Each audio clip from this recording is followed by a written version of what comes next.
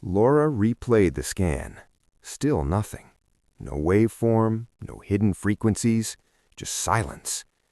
She removed the cassette from the machine and placed it back on the table. That's when the sound returned. Not from the tape, from the room. A soft clicking noise echoed behind the shelves. Rhythmic, mechanical, like a recorder rewinding without a tape inside.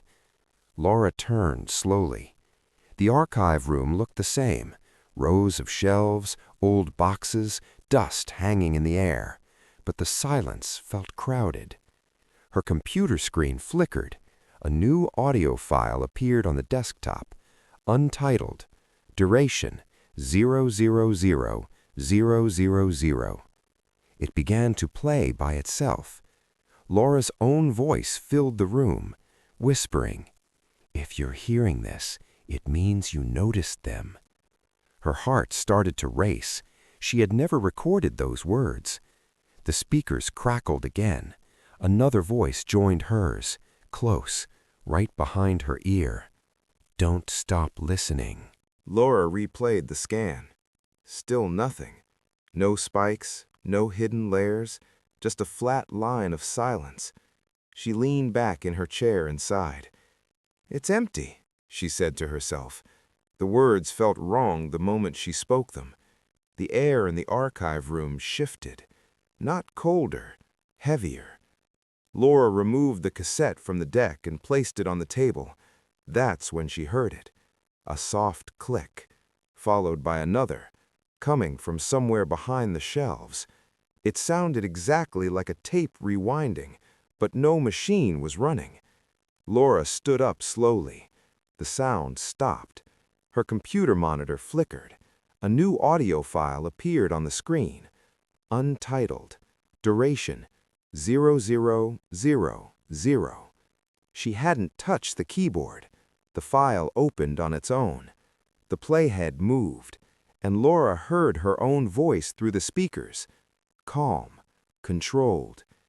"If you're hearing this, it means the room is listening." Laura's breath caught in her throat. She had never recorded those words. The speakers crackled again. Another sound layered beneath her voice. Low, wet, like someone breathing too close to a microphone. Laura reached for the stop button. The sound stopped instantly. The room fell silent. Too silent. Then, from directly behind her, a whisper spoke. "Don't mute us." Laura stepped away from the desk. Slowly, carefully. The archive room felt different now. Not empty, aware. She cleared her throat. The sound echoed longer than it should have. Then it echoed again, not from the walls, from the shelves. Laura froze. "Hello?" she said. The word didn't fade. It repeated, softer, closer. Her own voice answered her back. "Hello." Laura covered her mouth. The room copied the sound of her breath. Inhale, exhale, perfectly timed. Her computer screen lit up again. Another file appeared. Untitled 02. Duration 0007. The file began to play automatically. Laura heard herself whisper, even though she hadn't whispered. "Don't let it finish the sentence." She slammed the laptop shut. The whisper continued, coming from the room itself. Laura backed toward the door. The handle turned on its own, locked. The shelves began to creak, slowly shifting, repositioning, like the room was adjusting its acoustics. Laura's phone vibrated in her pocket. A voice memo was recording, duration counting upward. She hadn't pressed record. The room had. A final whisper surrounded her, layered, overlapping, using her voice. "Now we can remember you." Laura pressed her shoulder against the archive door. Hard. It didn't move. The handle was cold now, colder than metal should be. She stepped back, heart pounding, and looked around the room. The shelves had shifted again. Narrower aisles, less space to stand. The air hummed softly, like a system powering up. The speakers on her desk turned on by themselves. A tone played, clear, deliberate. Then her voice spoke, slow and careful. "Rule 1, it said. You don't leave while recording." Laura shook her head. "I'm not recording anything," she whispered. The room answered instantly. "That's a violation." Her computer screen lit up. Recording in progress. Duration. The number kept climbing. The shelves creaked again, moving closer. Laura stepped back and hit the stop button. The screen went black. The room fell silent for 1 second. Then every sound returned at once. Her breathing, her heartbeat, her footsteps from moments ago, all playing back out of sync. The speakers crackled.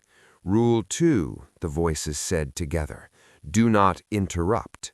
Laura covered her ears. The sound didn't stop.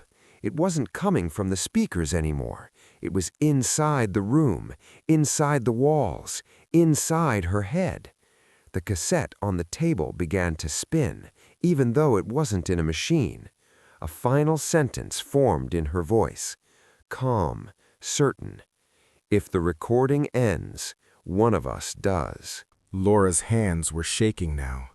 The recording timer on the screen kept counting upward. 00641. 00642. She hadn't moved. She hadn't spoken, yet the room kept recording. Laura swallowed hard. "What do you want?" she asked.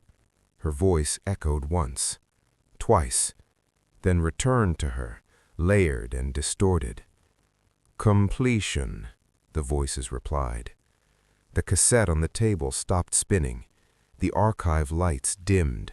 One by one, the shelves went dark, until only Laura and the desk were illuminated. Her computer opened a new file. Untitled Final. Duration 000000. A message appeared beneath it. Subject required. Laura stepped back. "I already gave you my voice," she said. The room responded immediately. "Voice is temporary." The speakers clicked. A playback began. Laura watched herself on the waveform, breathing, whispering, saying things she didn't remember saying. The voices continued. "Memory is permanent." The temperature dropped sharply. Laura's breath fogged in front of her face. The shelves closest to her began to vibrate. Tapes slid forward on their own, falling to the floor, hundreds of them, all unmarked, all identical. Laura knelt and picked one up. She felt it immediately, a pressure behind her eyes, a memory that wasn't hers, someone else's fear, someone else's last moment. She dropped the tape, gasping. "They didn't finish, did they?" she whispered. The room was quiet for a long moment. Then the answer came. They stopped. The recording timer jumped forward. 011958. 011959. The screen flashed red. Finalization imminent. Laura realized the truth then. The tapes weren't recordings.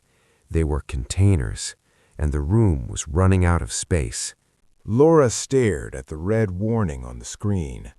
Finalization imminent. The timer froze at 00:20:00. The room went completely still.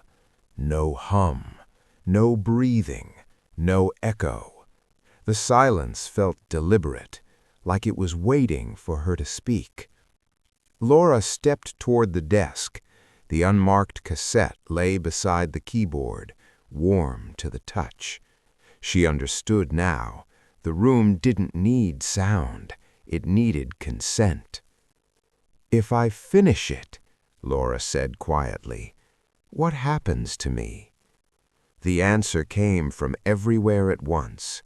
You will remain. She looked at the shelves, thousands of Laura stared at the red warning on the screen. Finalization imminent. The timer froze at 00:20:00. The room went completely still. No hum, no breathing, no echo.